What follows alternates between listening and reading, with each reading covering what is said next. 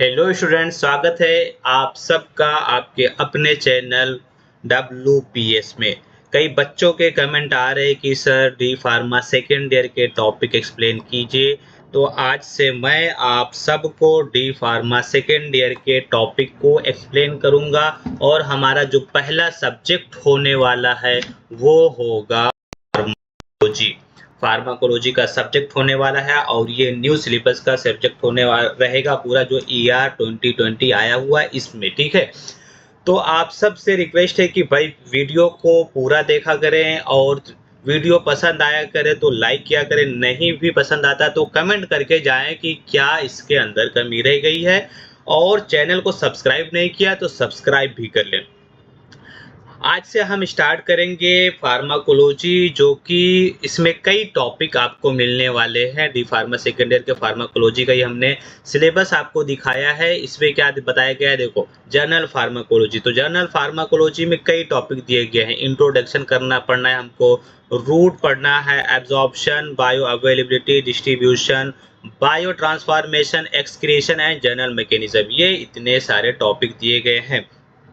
तो जितने इसमें टॉपिक दिए गए हैं सब के मैं अलग अलग वीडियो बनाऊंगा और हर एक वीडियो को मैं ट्राई करूंगा कि डायग्रामेटिकली उसमें डायग्राम के साथ आपको एक्सप्लेन करूं। ठीक है, ज़्यादा बातें नहीं करते हुए चलिए स्टार्ट करते हैं। सबसे पहले जो हमारा टॉपिक आने वाला है वो introduction and scope of pharmacology. तो फार्माकोलॉजी का देखिए यहाँ पे इंट्रोडक्शन और स्कोप दिया हुआ है। क्या कहा गया है, जैसे कि फार्माकोलॉजी जो ये टॉपिक है, ये जो सब्जेक्ट है, ये दो वर्ड से मिलकर बना हुआ है। दो ग्रीक वर्ड हैं।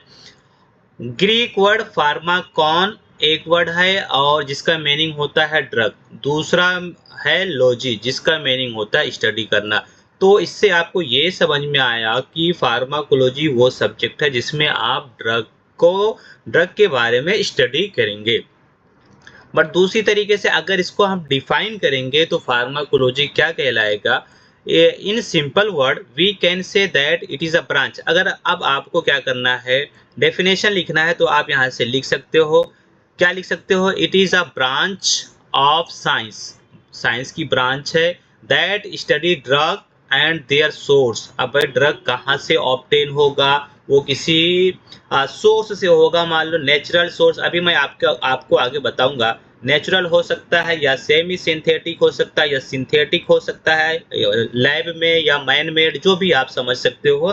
तो सोर्स को भी पढ़ना है और केमिकल प्रॉपर्टीज भी पढ़ी जाती है इसके अंदर, कि मतलब उसका नेचर कैसा होना चाहिए। और उसके बाद में जब हम लोग बॉडी में ड्रग को ले लेते हैं तो उसका क्या इफेक्ट देखने को मिलता है, बायोलॉजिकल इफेक्ट, ड्रग को लेने के बाद में क्या इफेक्ट दिखेगा उसको, और थेराप्यूटिक यूजेस में उसको डिजीज के ट्रीटमेंट में यूज। तो ये सारी चीजें हम लोग पढ़ने वाले हैं। इसके अलावा इसमें हम लोग इसमें एडवर्स इफेक्ट, बहुत सारी चीजें, मैकेनिज्म ऑफ एक्शन, ये सब फार्माकोलॉजी सब्जेक्ट के अंदर आता है। इसके अलावा इट एक्सप्लोर, एक्सप्लोर मतलब कि और लंबा बढ़ा चढ़ा करके, इसमें जैसे टूर वर्ड यहाँ पे है, कहीं हम जाते हैं टूर पे जाते हैं तो उसमें और चीज़ें ऐड की जाती है। तो ऐसे एक्सप्लोर्स क्या इसमें ऐड की जा सकती है, टूर जिसमें मीनिंग है, सिनोनिम लिखा हुआ है। How drug interact with biological system, biological system means कि किसी टिश्यू या सेल से या बॉडी पार्ट से क्या इफेक्ट आता है। ठीक है ना, मैंने सारी चीजें लिख दिया। ड्रग कैसे इंटरेक्ट करता है, कैसे जाकर के एक्शन लेता है, और ड्रग बॉडी के अंदर आने के बाद में क्या रिस्पॉन्स आता है, ये सारी चीजें इसके अंदर हम लोग पढ़ने वाले हैं। It includes how they are absorbed, they are distributed, they are metabolized, they are excrete। मतलब कि ये हुआ, अभी मैं आगे बात करूंगा कि ड्रग को आप लेते हो तो ड्रग बॉडी में जाता है तो वो एब्जॉर्ब होता है, बट वो एब्जॉर्ब होने के बाद में एक ही जगह पे नहीं रहता है, वो पूरी बॉडी में जाकर के डिस्ट्रीब्यूट होता है। पूरी बॉडी में वो उसका क्या होता है, फैल जाता है, कह सकते हो आप, कि पूरी डिफरेंट पार्ट में चला जाता है। और फिर डिफरेंट पार्ट में जाने के साथ साथ उसका क्या होता है, मेटाबॉलिज्म होता है, मेटाबोलाइज होता है। इसका मतलब ये कि ड्रग एक फॉर्म से दूसरे फॉर्म में कन्वर्ट होता है। अगर क्या होता है, ड्रग क्या है, ड्रग एक्चुअली है केमिकल। ड्रग क्या होता है, केमिकल। और वो केमिकल क्या है, अपने बॉडी के लिए डेंजर होता है। याद रखो, केमिकल तो केमिकल ही है, वो कुछ भी हो जाए। तो ऐसे क्या हो सकता है, वो एक फॉर्म से दूसरे फॉर्म में कन्वर्ट होता है, उसी को बोलते हैं मेटाबॉलिज्म या बायो ट्रांसफॉर्मेशन। जब सब कुछ हो गया, एक फॉर्म से दूसरे फॉर्म में कन्वर्ट हो गया और अपनी जो बीमारी थी, बीमारी को ट्रीट हो गया, उसका केयर हो गया, अपने को रिलीफ फील हो रहा है, तो फिर क्या होता है, ड्रग बॉडी से बाहर भी आ जाता है, एक्सक्रीट होता है बाय द बॉडी, मतलब कि किडनी के थ्रू, स्किन के थ्रू, सलाइवा के थ्रू, और डिफरेंट रूट हैं जिसके थ्रू क्या होता है, ये बॉडी के बाहर आता है। तो ये सारी चीजों के बारे में स्टडी करना यही कहलाता है फार्माकोलॉजी। ठीक है, तो आपने यहाँ से पूरा आपने इसका इंट्रोडक्शन देखा। अब यहाँ पे और आगे हम लोग बढ़ेंगे, ब्रांचेस ऑफ फार्माकोलॉजी। फार्माकोलॉजी जो सब्जेक्ट है, इसके दो ब्रांच हैं। सबसे पहला इसमें जो आता है, मोस्ट इंपॉर्टेंट है, याद रखना, फार्मेकोकाइनेटिक, और नंबर 2 आता है इसमें फार्मेकोडायनेमिक। ये दो वर्ड कई बार पूछे जाते हैं, इनके डेफिनेशन पूछे जाते हैं, तो इसको आपको कभी भूलना नहीं है। अब देखो, फार्मेकोकाइनेटिक, जैसे कि मैंने बताया कि फर्स्ट वाला है फार्मेकोकाइनेटिक। तो फार्मेकोकाइनेटिक आपने 12th में या 11th में, 12th में, 10th में आपने काइनेटिक एनर्जी पढ़े होंगे। काइनेटिक मीन्स क्या था? काइनेटिक मीन्स याद रखो कि मूव होना, एक जगह से दूसरी जगह मूव होना, दैट इज कॉल्ड काइनेटिक। ठीक है, तो ड्रग भी क्या होता है, ड्रग जब एक जगह से दूसरी जगह, दूसरी जगह से तीसरी जगह वो मूव होता रहता है लगातार, कंटिन्यू, तो वो कहलाता है फार्मेकोकाइनेटिक। अच्छा, इसमें क्या दिया, इट इज सिंपली डिफाइंड है। सबसे पहले तो आपको डेफिनेशन याद होना चाहिए, डेफिनेशन कई बार पूछता है। Simply defined as what the body does to the drug. ये बॉडी है, बॉडी ने ड्रग के साथ कैसा बिहेव किया।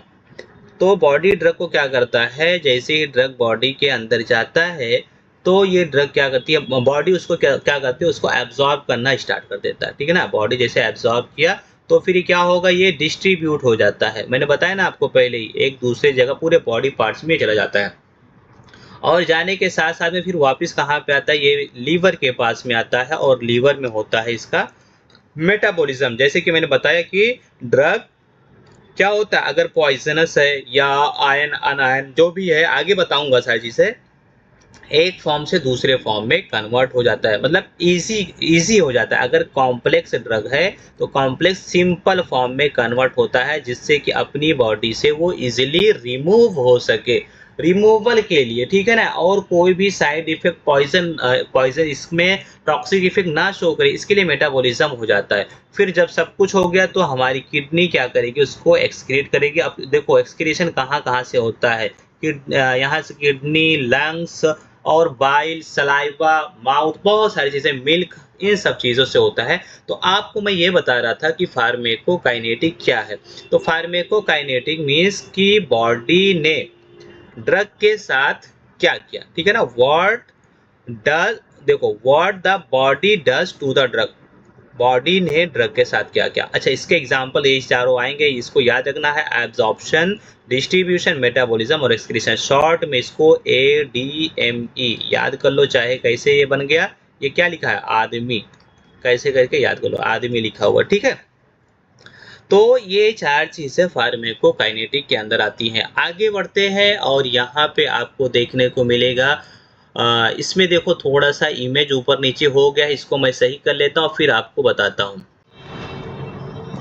हमारा नेक्स्ट टॉपिक है फार्मेकोडायनेमिक। अब यहाँ पे आपको ये समझना होगा कि यहाँ पे जैसे कि वर्ड क्या आ रहा है, डायनेमिक, डी वर्ड आ रहा है, तो इसका डेफिनेशन जब हम लिखेंगे, तो डेफिनेशन भी हमारा सेम ऐसे रहेगा, what a drug does to the body. जैसे कि आपने इससे पहले क्या पढ़ा था, व्हाट ए बॉडी था ना, इस केस में आपको जैसे कि डायनेमिक अभी हम लोग पढ़ रहे हैं, तो डायनेमिक में what a drug does to the body.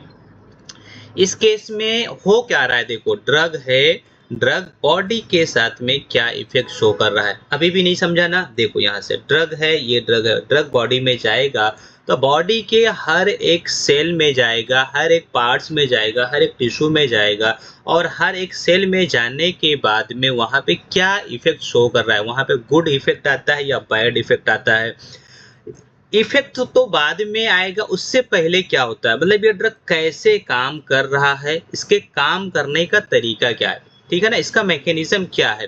तो इसमें हम लोग ये भी पढ़ेंगे, क्या पढ़ेंगे, it basically deals with the mechanism of action. Mechanism means कि काम करने का तरीका, वही लिखा मैकेनिज्म ऑफ एक्शन, एक्शन का क्या मैकेनिज्म है, कैसे वो काम कर रहा है। क्योंकि जो हमारा सेल होता है, सेल के बाहर या सेल का जो सेल मेम्ब्रेन होता है, यहाँ पे कोई ना कोई गेट होता है। जैसे मान लो कि कोई रूम है तो रूम में भी गेट होता है ना, अगर गेट लॉक हो गया तो जंप करके आना है, क्या करना है, या फिर सीधे सीधे आना है, या कुछ क्या करना है भाई, जगह नहीं है तो कोई यहाँ से बाहर निकलेगा, कोई अंदर जाएगा, कुछ इस तरीके से। तो ये सारी चीजें इसके अंदर हम लोग पढ़ते हैं, कहाँ पे, फार्माकोडायनेमिक के अंदर पढ़ते हैं।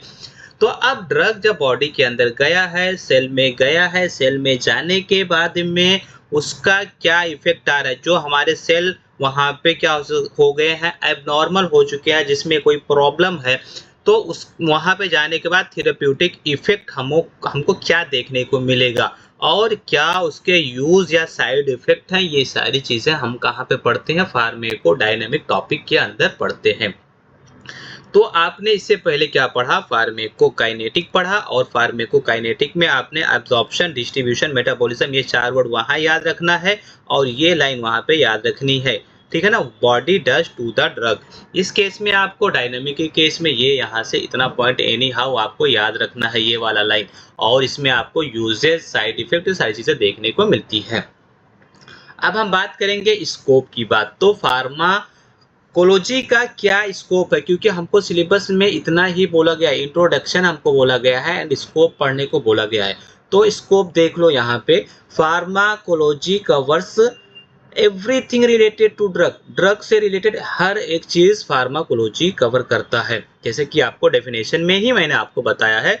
अब जैसे क्या हो सकता है, from they work into the body, जैसे बॉडी के साथ हाउ दे वर्क, कैसे बॉडी के साथ वो काम करते हैं, and their medicinal and safety, medical use और सेफ्टी, हर एक चीज को लेकर के कवर करता है। यहाँ पे कुछ पॉइंट दिए गए हैं, जैसे मान लो फार्माकोकाइनेटिक, जो कि आपको इससे पहले वाले स्लाइड में बताया, हाउ बॉडी प्रोसेस ड्रग, वही, ठीक है ना, जो मतलब बॉडी कैसे काम करता है वो उसके बारे में बताया था। फार्माकोडायनेमिक, जो कि आपने अभी जस्ट पढ़े हो। इसके अलावा pharmacotherapeutic, use of medicine in the treatment, medicine का यूज करना, और आपका तो एक सब्जेक्ट भी तो है, आपके सेकेंड ईयर में एक सब्जेक्ट भी है। साइड इफेक्ट या टॉक्सिकोलॉजी में, ये भी सारे ब्रांचेस है, याद रखना, फार्माकोलॉजी की सारी ब्रांचेस है, तो इसके अंदर हम लोग साइड इफेक्ट और टॉक्सिक इफेक्ट के बारे में पढ़ते हैं। क्लिनिकल फार्माकोलॉजी, तो इसमें हम लोग क्या पढ़ेंगे, study how drug work in humans, या सेल के अंदर, बॉडी के अंदर क्या इफेक्ट शो करता है, तो उसके बारे में। इसके अलावा न्यूरो फार्माकोलॉजी, न्यूरॉन के बारे में। अब न्यूरॉन कहाँ पे पाए जाते हैं, ब्रेन से रिलेटेड कहीं ना कहीं ये हमारा टॉपिक है। और फार्मेको जेनोमिक्स, जीन के बारे में, ठीक है ना, इस सब्जेक्ट के अंदर, इस टॉपिक के अंदर जो फार्मेको जेनोमिक्स है, इसमें हम लोग जीन के बारे में पढ़ते हैं। तो ये हमने क्या पढ़ा, हमने डेफिनेशन और स्कोप ऑफ फार्माकोलॉजी। अब हम बात करेंगे, जैसा कि मैंने आपको डेफिनेशन में ही बताया था कि सोर्स ऑफ ड्रग भी आगे हम लोग पढ़ेंगे। तो सोर्स ऑफ ड्रग को टोटल जो हमें पढ़ना है वो 3 पार्ट में, जितने सोर्सेस हैं उनको डिवाइड कर दिया गया है। नंबर 1 है इसमें natural source, number 2 synthetic, and तीसरा बायोटेक्नोलॉजी। नेचुरल में अब बात करेंगे तो या तो प्लांट सोर्स हो सकता है, या फिर क्या हो सकता है, एनिमल सोर्स हो सकता है, या मिनरल और माइक्रो ऑर्गेनिज्म, ये क्या है, नेचुरल होते हैं। तो नेचुरल में अगर आपने फर्स्ट ईयर पढ़ा होगा अच्छे से, तो वहाँ पे आपको प्लांट में आपको पढ़ाया गया होगा। फार्माकोग्नोसी के सब्जेक्ट में आपको एल्केलॉइड, ग्लाइकोसाइड और वोलाटाइल ऑयल, ये सारी चीजें पढ़ाई की होंगी। तो एल्केलॉइड के एग्जांपल में अगर आप देखोगे तो ये होते क्या, नाइट्रोजन कंटेनिंग कंपाउंड होते हैं, और ये इसका एग्जांपल जो होता है मॉर्फिन, एट्रोपिन और क्विनिन, ये सारी चीजें आती हैं। अगर आपको बताऊं, पीरियोडिक टेबल आपने पढ़े होंगे, तो पीरियोडिक टेबल में आपको जो ये पहला ग्रुप होता है, इसको एल्कली ग्रुप कहते हैं। तो इसका नेचर कैसा होता है, ये इसी के तरीके से होते हैं, एल्कली की तरीके से होते हैं, इसलिए इसको एल्केलॉइड बोलते हैं। ग्लाइकोसाइड जैसे कि इसमें वर्ड ही आ रहा है ग्लाइको। अब कहीं ना कहीं ग्लाइको से रिलेटेड ये है कि ये ग्लूकोज, ठीक है ना, ग्लूकोज या शुगर से रिलेटेड है। तो they contain sugar group link to a non sugar by the ether link. तो यहाँ पे क्या होता है, शुगर और नॉन शुगर का क्या होता है, कनेक्शन होता है ग्लाइकोसाइड। एग्जाम्पल आप याद रखो, डिगॉक्सिन, डिजिटॉक्सिन, ये सारी चीजें हैं। नहीं भी याद होगा तो कोई बात नहीं, क्योंकि अभी हम लोग एक्स्ट्रा पॉइंट कवर कर रहे हैं, हमें जो पढ़ना था वो पढ़ लिए हैं। इसके अलावा वोलेटाइल ऑयल, यहाँ पे देखो, अब वोलेटाइल ऑयल में आपने क्लोव ऑयल पढ़े होंगे, यूकेलिप्टस पढ़े होंगे, पेपरमिंट पढ़े होंगे, ये सारी चीजें हैं, ठीक है ना। पेन क्लोव किस में काम आता है, पेन रिलीवर के लिए, कार्मिनेटिव में यूकेलिप्टस और फ्लेवर के लिए आपने पढ़ के रखे हो। रेजिन क्या होता है, ये स्टिकी मटेरियल होता है जो प्लांट से ऑब्टेन किया जाता है, ठीक है ना, extrude from the plant, plant से ऑब्टेन किया जाता है। और जैसे टिंचर, बेंजोइन, आपने सारी चीजें पढ़े होंगे जो एंटीसेप्टिक की तरीके से टॉपिक में पढ़े होंगे। एनिमल से ऑब्टेन होने वाले, जैसे इंसुलिन आपको फर्स्ट ईयर में बताया था कि ये कहाँ से मिलता है, ये ऑक्स से मिलता है और पिग से मिलता है, इन दोनों से ये ऑब्टेन किया जाता है। इसके अलावा हनी भी होता है जो एनिमल सोर्स है, और हिपेरिन भी ऑब्टेन किया जाता है, ये सारे एनिमल सोर्सेस है। मिनरल से बात करेंगे तो फेरस सल्फेट, मैग्नीशियम सल्फेट, ये सारी चीज़ें ऑब्टेन की जाती है। माइक्रो ऑर्गेनिज्म, जितने भी एंटीबायोटिक होते हैं खास कर वो सब के सब ज़्यादातर माइक्रो ऑर्गेनिज्म से बनाए जाते हैं, जैसे कि पेनिसिलिन, स्ट्रेप्टोमाइसिन, जेंटामाइसिन, ये सारी चीज़ें हो गई। सिंथेटिक, अब यहाँ पर तो अभी आपने क्या पढ़ा, आपने अभी नेचुरल पढ़ा, अब हम बात करेंगे यहाँ पे सिंथेटिक की बात करेंगे। तो सिंथेटिक में मतलब कि यहाँ पे आपको क्या करना है, मैन मेड या लैब में बनाए जाएंगे। जैसे कि क्या हो गया है, यहाँ पे एग्जांपल दिया गया है, क्विनोलोन, ओमिप्राजोल गैस की दवा है, ये सल्फोनामाइड एंटीबायोटिक है एक टाइप की ये भी, और क्विनोलोन, ये सारी चीज़ें बनाई जाती है सिंथेटिक, और भी बहुत सारे, ठीक है ना। क्यों, क्योंकि ये लेस एक्सपेंसिव होते हैं, इसमें कम खर्चे आते हैं।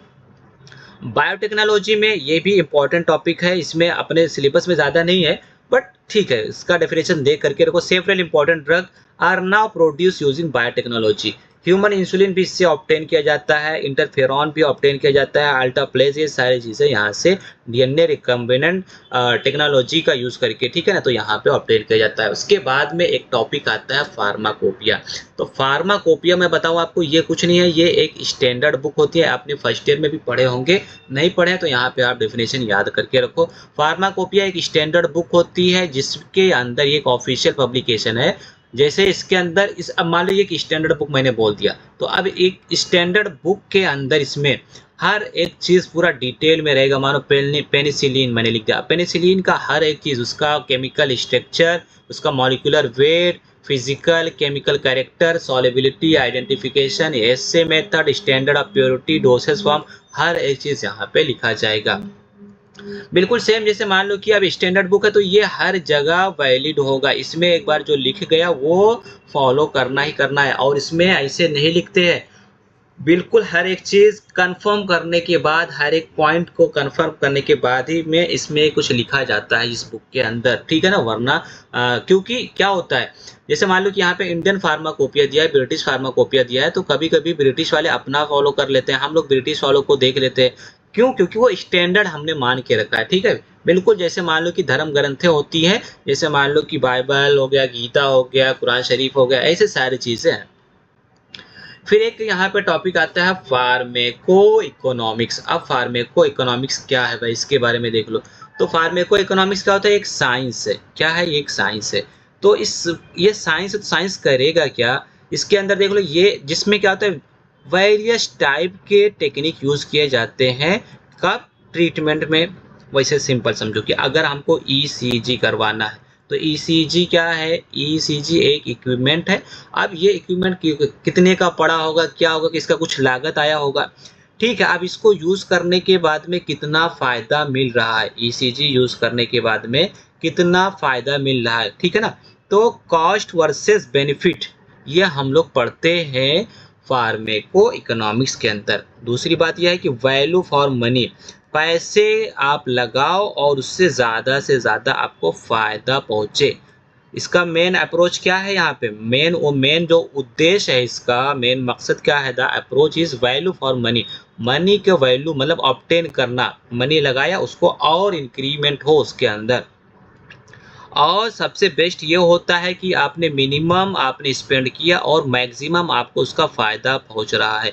कोई आपने मेडिसिनल प्रोडक्ट लेकर के आए, कोई आपने इंस्ट्रूमेंट लेकर के आए, तो कम खर्चे में ज़्यादा से ज़्यादा फ़ायदा मिल रहा है ये। इसके अलावा और to arrange the money for treatment, money को भी भाई, क्योंकि हमें हर एक चीज़ कैलकुलेट करके चलना है ना, तो मनी कभी अगर ट्रीटमेंट के लिए मनी की ज़रूरत है, इलाज के लिए, तो मनी का अरेंज करना और चीपर, सस्ता एंड इफेक्टिव ट्रीटमेंट को ही बेस्ट माना जाता है। ठीक है, तो यहाँ तक का हमने आपको क्या आज पढ़ाया उसको देख लेते हैं, एक बार रिवाइज कर लेते हैं। हमारा जो फार्माकोलॉजी हमने सेकेंड ईयर का टॉपिक स्टार्ट किया है, इसमें हमने जर्नल इंट्रोडक्शन, सबसे पहले आज जर्नल इंट्रोडक्शन के अंदर हमने क्या जनरल फार्माकोलॉजी में हमने introduction and scope of pharmacology पढ़ा। उसके बाद में ये हमने क्या पढ़ा, पूरा इसका डेफिनेशन देखा। उसके बाद में डेफिनेशन देखने के बाद में हमने इसके ब्रांचेस भी पढ़े, फार्मेकोकाइनेटिक और फार्मेकोडायनेमिक पढ़े। उसके बाद में स्कोप देखे, स्कोप के साथ साथ में हमने इसके सोर्सेस पढ़ लिए और सोर्सेस के साथ में हमने फार्माकोपिया और फार्मेको इकोनॉमिक पढ़े। ठीक है, यहाँ पे आकर के हमारा टॉपिक हो जाता है एंड। तो आपसे ये रिक्वेस्ट है भाई हमारा पर्सनली कि आप लोग वीडियो तो देखते हो, बट वीडियो में आप क्या करते हो, लाइक नहीं करते हो, ना ही कोई कमेंट करते हो। जो भी है, जैसा भी आपका ओपिनियन है, अगर आपको वीडियो पसंद आ रही है तो वीडियो को उसी तरीके से आप कमेंट करके जाओ, ताकि अगर कोई हमारे अंदर अभी रह जाती है, कमी रह जाती है, तो मैं उसको अपडेट कर सकूं। ठीक है ना, इसलिए मैं आपको खास करके बोल रहा हूँ, आप वीडियो देखो, वीडियो में कमेंट जरूर करो। लास्ट में जो भी आपसे हो पाता है आप अपना कमेंट छोड़ के जाओ, ताकि मैं और नई नई चीजें ऐड करते रहूं। ठीक है, अब हमारा जो सेकंड टॉपिक होगा वो होगा various route of drug administration. ये हम बात करेंगे नेक्स्ट लेक्चर में, और वो भी लेक्चर ऐसे ही बिल्कुल एक्सप्लेन किया जाएगा। तो आप जाने से पहले अभी तक का अगर सब्सक्राइब नहीं किया, सब्सक्राइब कर ले चैनल को, वीडियो को लाइक नहीं किया लाइक कर ले और शेयर करना ना भूले। चलिए मिलते हैं नेक्स्ट वीडियो में, तब तक के लिए take care, bye bye, thanks for